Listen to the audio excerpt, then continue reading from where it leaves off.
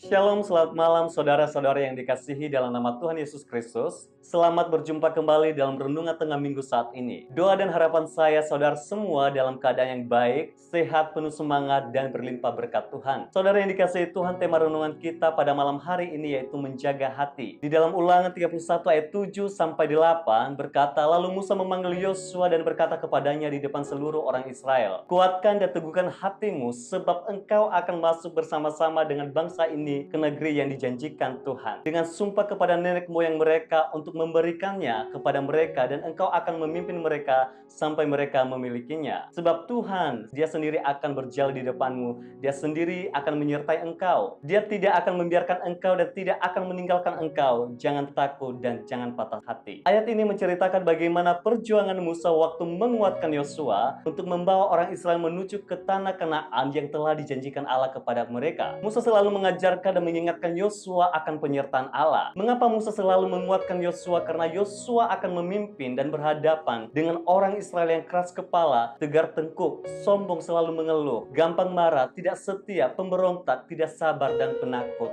dan egois. Jika Yosua tidak berhasil menjaga hatinya, maka Yosua akan mengalami kegagalan yang sama seperti Musa. Oleh sebab itu, upaya yang perlu kita lakukan dalam menjaga hati adalah yang pertama, menjaga sikap hati. Amsal 4 ayat 23 berkata, "Jagalah hatimu dengan segala kewaspadaan, karena dari situlah terpancar kehidupan." Karena kita seperti Yosua dan Musa yang harus menjaga hati, karena ada saja orang atau peristiwa yang merusak hati kita. Akibatnya hati kita tidak kuat, tidak teguh, jadi tidak teguh dan patah hati. Tuhan membentuk dan mengajar hati kita bisa dari orang lain. Karena itu Tuhan sengaja menghadirkan orang-orang yang membuat hati kita diuji. Kita tidak akan bisa menghentikan orang lain untuk menyakiti hati kita, berniat jahat, berpikir negatif, membenci, memfitnah, mengecewakan, berbuat curang, bahkan memedihkan hati kita, tapi kita bisa mengontrol hati kita. Sebab Tuhan, Dia sendiri akan berjalan di depanmu, Dia sendiri akan menyertai engkau, Dia tidak akan membiarkan engkau dan tidak akan meninggalkan engkau. Jadi apapun bentuk keadaan hati dan ketakutan yang kita hadapi pada saat ini, selama ada perlindungan dan penyertaan Tuhan dalam hidup kita, kita pasti akan bisa melewatinya. Yang kedua, ketaatan membawa berkat. Yosua 1 ayat 8 berkata, "Janganlah engkau lupa memperkatakan kitab Taurat ini, tetapi renungkanlah itu siang dan malam, supaya engkau bertindak hati-hati sesuai dengan segala yang tertulis di dalamnya. Sebab dengan demikian, perjalananmu akan berhasil dan engkau akan beruntung." Ketaatan kita terhadap firman Tuhan akan menentukan keteguhan iman kita. Manakala kita belajar dalam tokoh Zakaria adalah seorang imam yang melayani di bait Allah dan memiliki istri yang yaitu Elisabeth. Kesalehan mereka, ketaatan mereka, kesetiaan mereka tidak lepas dari pergumulan. Dalam tantangan dan pergumulan mereka tetap menjaga sikap hati dan percaya akan kuasa Tuhan atas hidup mereka. Kisah ini mengajarkan kita untuk tetap menjalani hidup ini dengan iman dan ketaatan. Oleh karena itu, kita bisa mengalami kuasa Tuhan, menjaga hubungan yang baik dengan Tuhan, serta menghargai kehadiran Tuhan dalam hidup kita. Yang ketiga, datang apa adanya kepada Tuhan. Yeremia 29 ayat 13 berkata, "Apabila kamu mencari aku, kamu menemukan aku. Apabila kamu menanyakan aku dengan segenap hati." Dalam membangun hubungan dengan Tuhan, kita datang apa adanya di hadapannya, dengan kebutuhan kita dan bersandar pada kasih-Nya yang tidak pernah gagal dan tanpa syarat. Kita tidak perlu berpura-pura menjadi lebih dari diri kita sendiri untuk menerima berkat yang kita butuhkan dari Tuhan. Kita tidak perlu berpura-pura jadi orang lain untuk tampak lebih layak menerima Tuhan. Yang Tuhan inginkan adalah sikap hati dan ketaatan kita terhadap firman-Nya. Dengan bertumbuh ke dalam melalui firman Tuhan, bertumbuh ke bawah melalui doa, bertumbuh ke atas melalui memuji dan menyembah Tuhan, dan bertumbuh keluar yaitu melakukan firman Tuhan. Oleh sebab itu, pentingnya menjaga sikap hati kita taat dan datang apa adanya di hadapan Tuhan. Kekuatan kita secara utuh sebagai orang percaya lahir dari sebuah keyakinan serta kesadaran penuh bahwa Tuhan Allah kita sebagai pahlawan gagah perkasa itu ada, selalu ada dan tetap berjalan di depan kita. Bahkan dengan kekuatan kuasa-Nya yang hebat dan ajaib, Dia sanggup membela, melindungi, menyertai kita, bahkan tidak akan pernah membiarkan dan meninggalkan diri kita. Mari kita berdoa.